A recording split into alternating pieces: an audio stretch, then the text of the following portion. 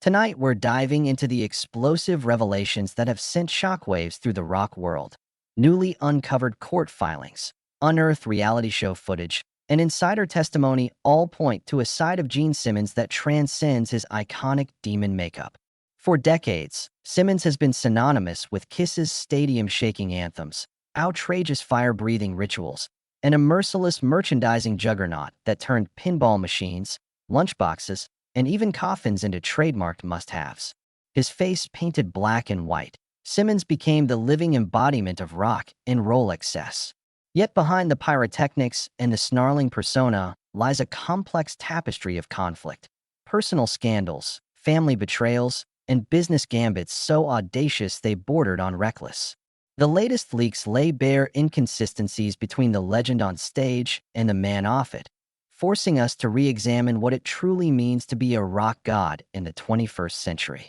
It begins with court documents dated 2025 that detail allegations from multiple former employees of Simmons's ventures, incidents so unsettling they were never meant to emerge. Sexual harassment claims, hush money agreements, and internal investigations paint a portrait of an empire maintained at any cost. Yet, in a stark contrast, footage from the long-running reality series Gene Simmons' Family Jewels frames him as the doting patriarch, cracking jokes with his wife, Shannon, and doting tenderly on his kids. That dissonance between the on-camera devotion and the off-camera allegations triggers a cognitive dissonance for fans who grew up idolizing the swaggering bassist. How do you reconcile the man who passionately proclaimed his love for his family with the accusations of misconduct that threatened to unravel everything he's built? Adding another layer to the drama, newly released audio tapes from a private 2010 party in Los Angeles document Simmons boasting about his infamous 5,000-woman claim. In the tapes, he unfilteredly describes a lifestyle of hedonism that many dismissed as onstage bravado. But now, confronted with his own unedited words, the line between performance art and personal reality blurs. The red and black paint may have been a costume, but these revelations feel brutally real. For fans, it's a sudden wake-up call. The mythology of Gene Simmons was crafted as carefully as Kiss's immortal logo, and only now are we seeing the seams come apart. Of course, Simmons has always thrived on controversy. He trademarked the devil horns gesture in 2017, sparking immediate outrage among metal fans who called it sacrilegious. That stunt alone encapsulated the duality at play. Brilliant marketing genius or tone-deaf mogul desperate to control every angle of his brand. The trademark bid was quickly withdrawn, but the headlines it generated remain a textbook example of Simmons's willingness to test boundaries. Fast forward to August 2025, and Simmons finds himself in another firestorm, accepting Kennedy Center honors at the White House while remaining conspicuously silent about President Trump's contentious legacy. Critics accused him of hypocrisy. Supporters argued that art transcends politics. Still, that chapter only added fuel to an already raging inferno. Now, imagine the scene. Veteran concertgoers recalling sold-out arenas and the band's legendary Alive album that defied radio norms, paired with news feeds flooded by explosive allegations of misconduct. That stark juxtaposition, the reverence for a bygone golden era of rock and the disillusionment of contemporary accountability, is the heart of why this story grips us so tightly. We're witnessing what happens when a cultural icon is forced to answer for decades of carefully managed secrets. But these developments aren't simply about personal downfall. They reflect broader questions about celebrity culture, power dynamics, and how society chooses to remember its heroes.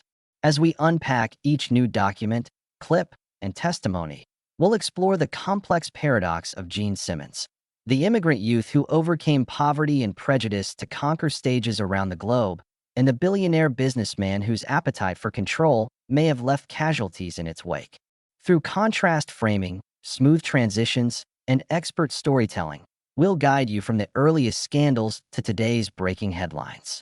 By the end of this journey, you'll understand not only the man behind the makeup, but also why this latest chapter matters far beyond one rock star's legacy. The first crack in the carefully sculpted facade appeared when a trove of internal court documents surfaced online in March 2025, detailing allegations from 4 former employees at Simmons's Rock and Brews restaurants and merchandising offices.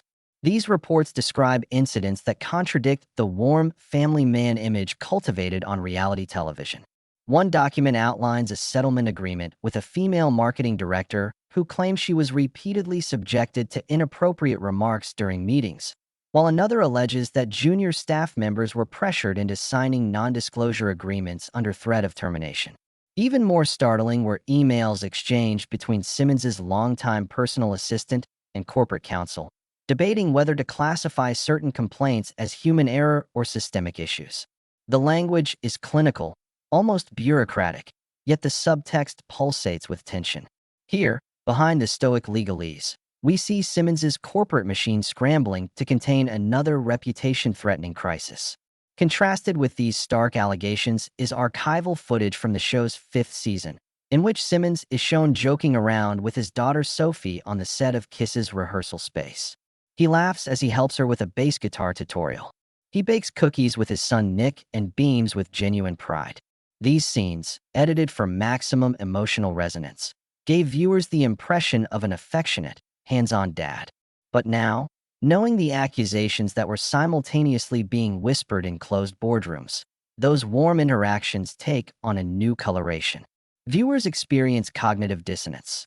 How can the same man who wipes cookie dough from his daughter's hair also preside over an environment where female employees felt unsafe enough to pursue legal action? As if to underscore that duality, leaked audio recordings from a private 2010 Hollywood party soon followed. In these unguarded moments, Simmons brags unabashedly to a circle of industry insiders about his self-proclaimed tally of 5,000 sexual conquests. His tone is boisterous, his laughter infectious, but the content is uncomfortably explicit.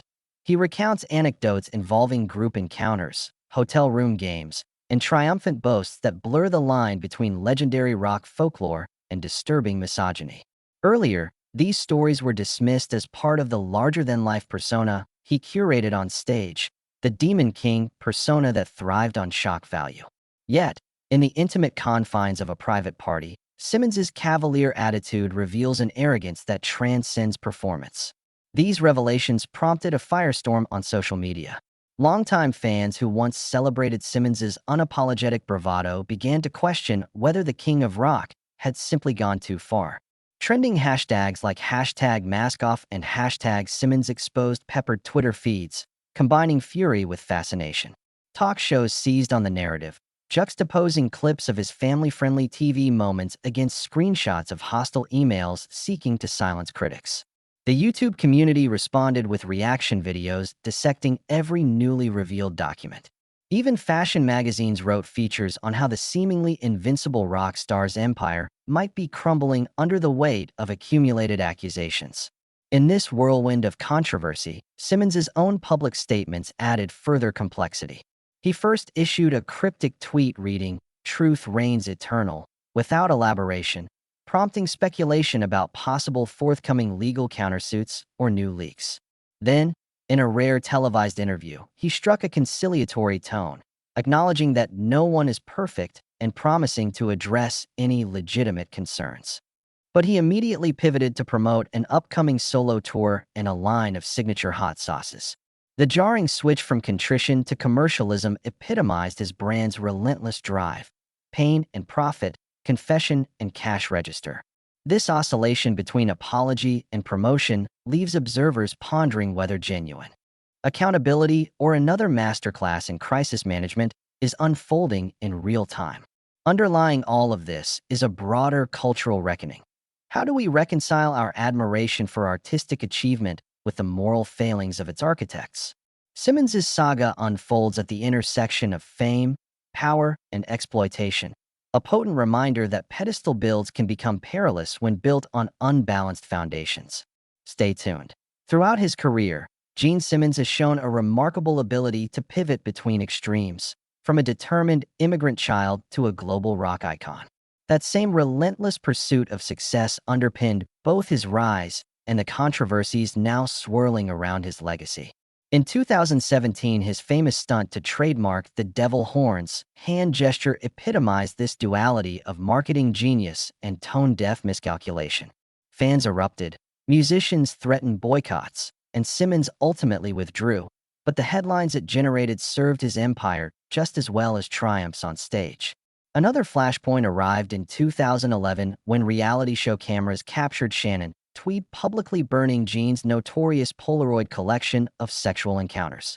At the time, many dismissed it as manufactured drama. Yet the act of incineration on national television underscored how personal scandal could become lucrative entertainment.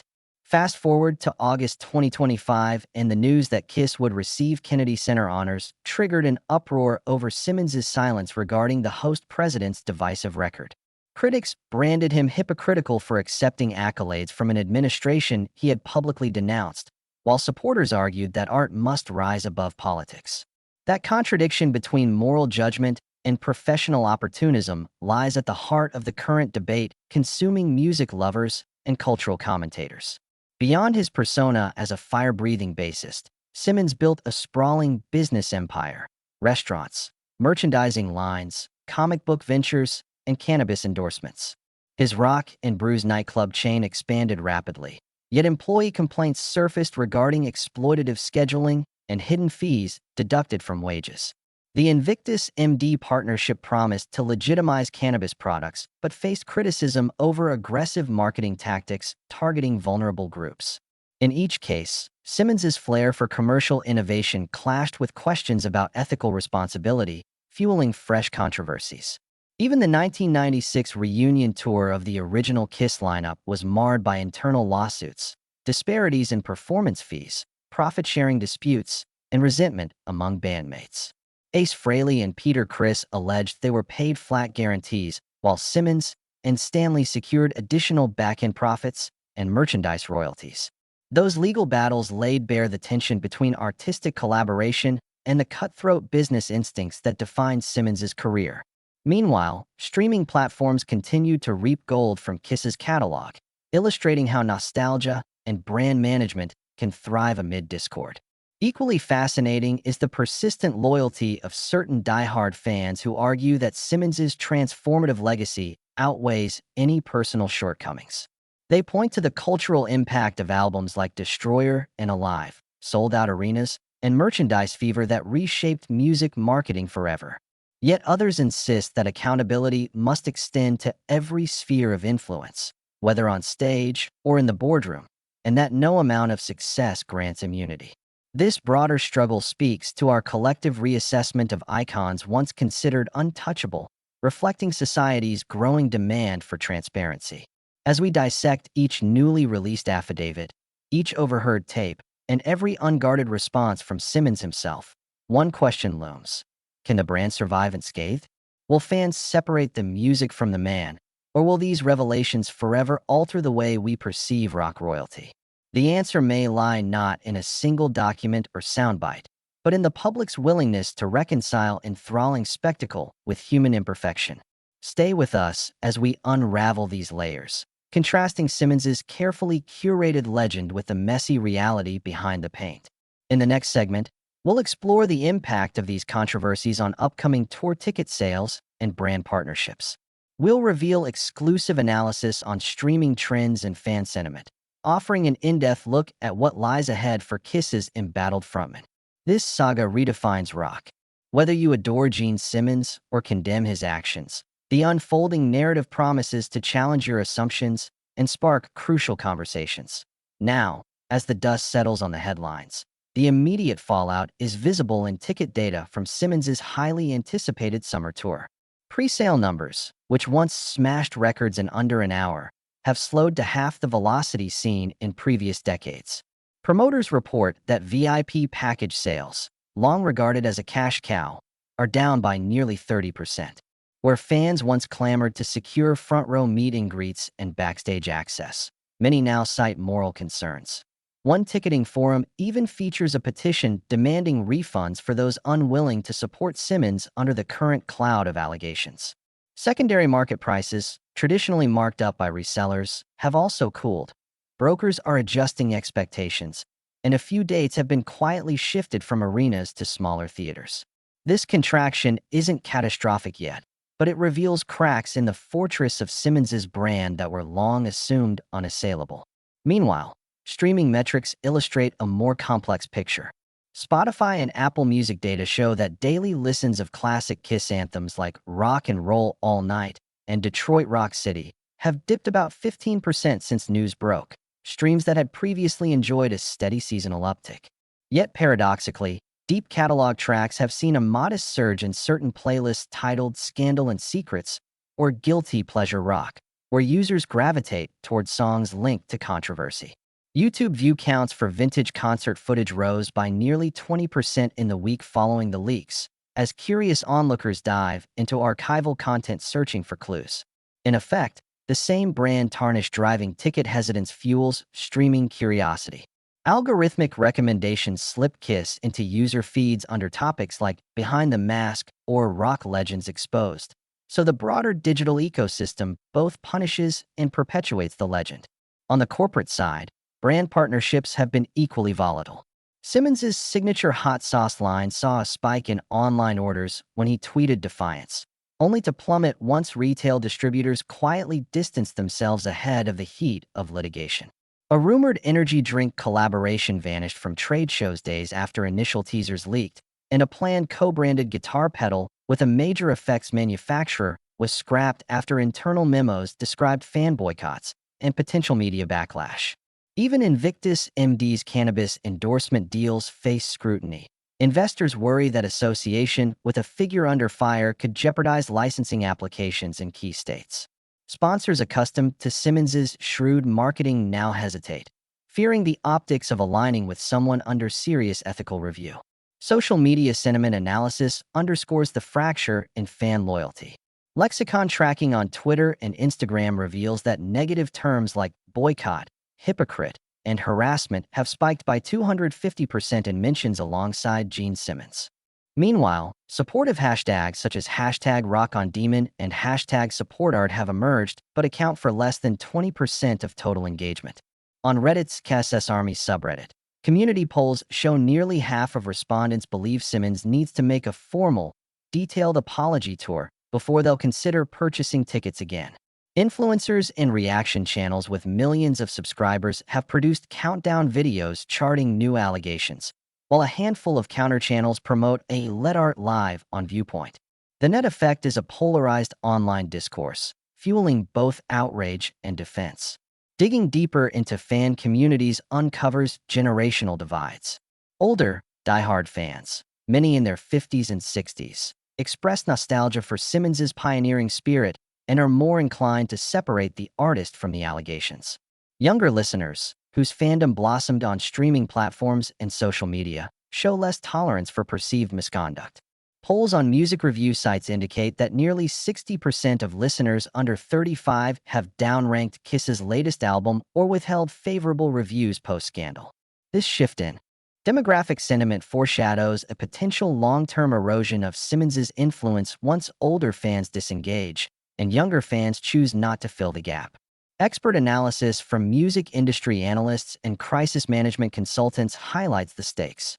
A senior partner at a major PR firm describes Simmons' situation as a textbook case of brand dissonance, where customer experience, the live shows, no longer aligns with brand promise, the charismatic, boundary-pushing rock legend.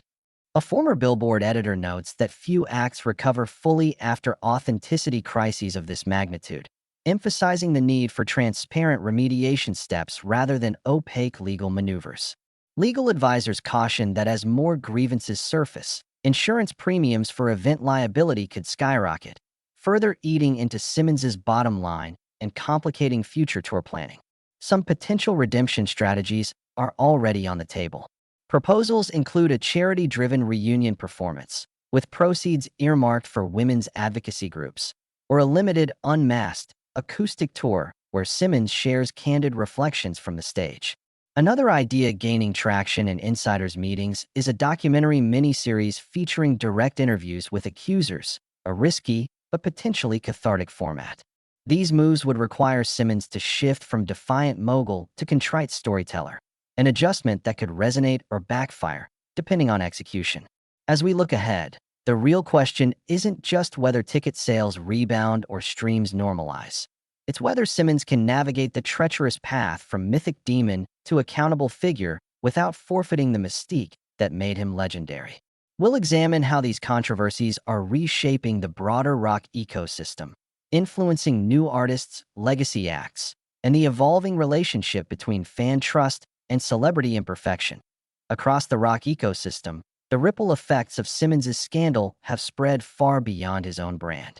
Emerging artists and legacy acts alike find themselves assessing how personal conduct intersects with public image in a climate where fans demand accountability. Festival lineups are now vetted not only for musical pedigree, but for the offstage reputations of every performer. Event organizers admit they're treading more carefully, scrutinizing social media histories and third-party allegations before extending offers. This new environment places a premium on transparency. Today's rising stars must either demonstrate a solid track record of respectful engagement or risk being dropped at a moment's notice if controversies erupt. In that sense, Simmons' situation has accelerated a long-overdue shift from myth-making toward authenticity, forcing the entire rock world to reckon with what behavior is truly excusable once the lights go down. For emerging bands carving out space on streaming playlists and suburban club stages, authenticity is currency.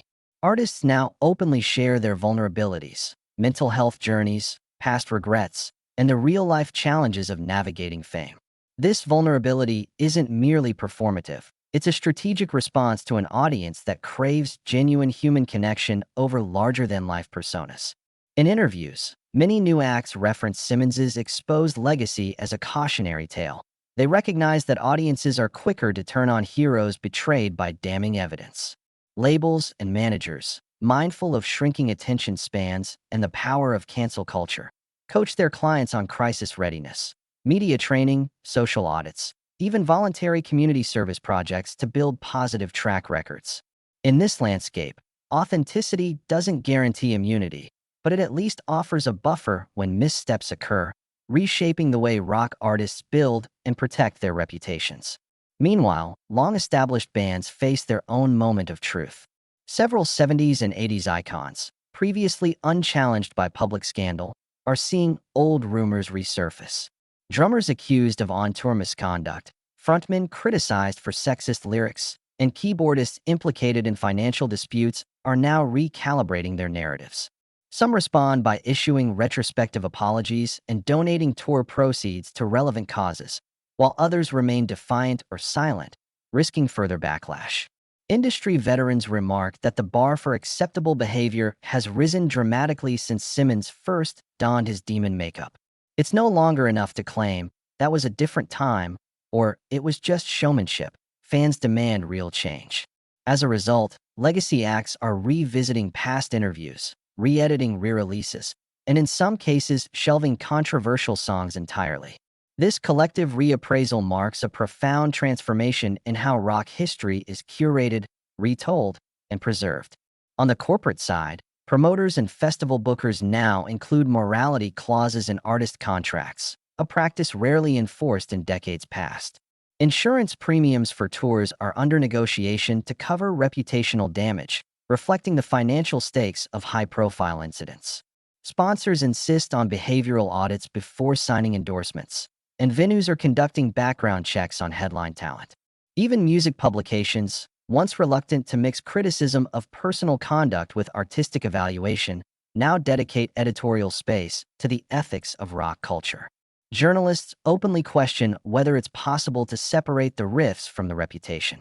The upshot is a more holistic assessment of musical talent, one that factors in personal integrity as heavily as technical proficiency or fan loyalty. Perhaps most significant is the evolving dynamic between artists and fans. Social media platforms have collapsed the distance between stage and screen, empowering listeners to hold musicians accountable in real time. Fans call out problematic lyrics, demand apologies in comment threads, and mobilize online boycotts with a few keystrokes. In return, artists must engage directly. Livestream Q&A sessions, candid Instagram stories, and behind-the-scenes apologies have become standard practice. Failure to respond swiftly and sincerely can result in a cascade of negative press and dwindling ticket sales. In essence, the unspoken social contract has shifted. Fans offer adoration in exchange for honesty, respectful interaction, and a demonstrated commitment to growth. Rock stars today must be as adept at managing digital dialogues as they are at shredding guitar solos.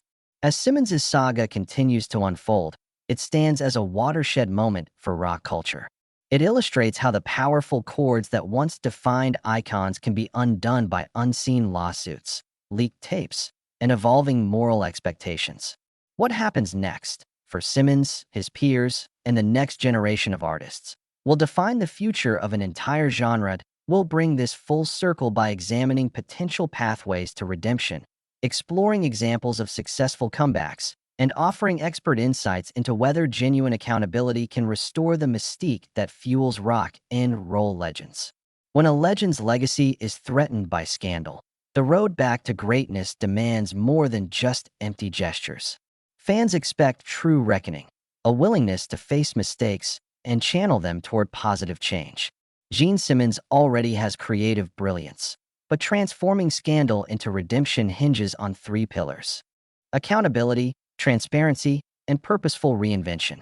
First, accountability means owning every misstep publicly and without reservation. Single-sentence apologies ring hollow in modern discourse.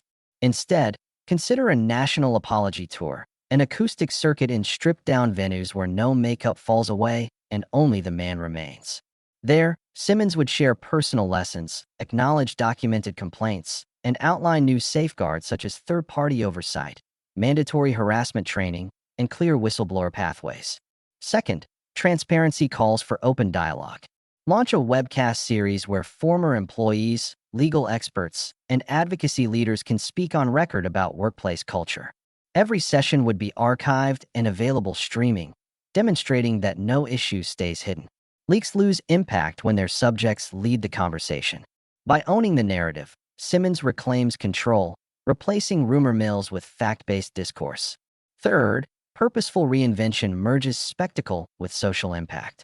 Transforms signature pyro and leather into stages for benefit events supporting women's rights, mental health, and workplace equity. A Fire and Kindness tour could donate proceeds to relevant charities, aligning rock fantasy with real-world healing. Collaborate with sexual assault nonprofits for prevention workshops, letting Simmons's custom Kiss lightning bolts signify solidarity instead of shock. Smooth transitions are essential. Immediately after apologies, launch a public service campaign. Flyers, PSAs, and social media spots would direct viewers to educational resources on consent and respect. This sustained visibility prevents flash-in-the-pan momentum, embedding accountability in everyday culture. Contrast framing keeps the story dynamic. Pair footage of blazing stadium shows with intimate interviews in quiet spaces, backstage dressing rooms, and off-day porches. That juxtaposition reminds fans that mystique can coexist with vulnerability, and that even a demon persona must eventually confront its human core. Real-world examples inspire belief.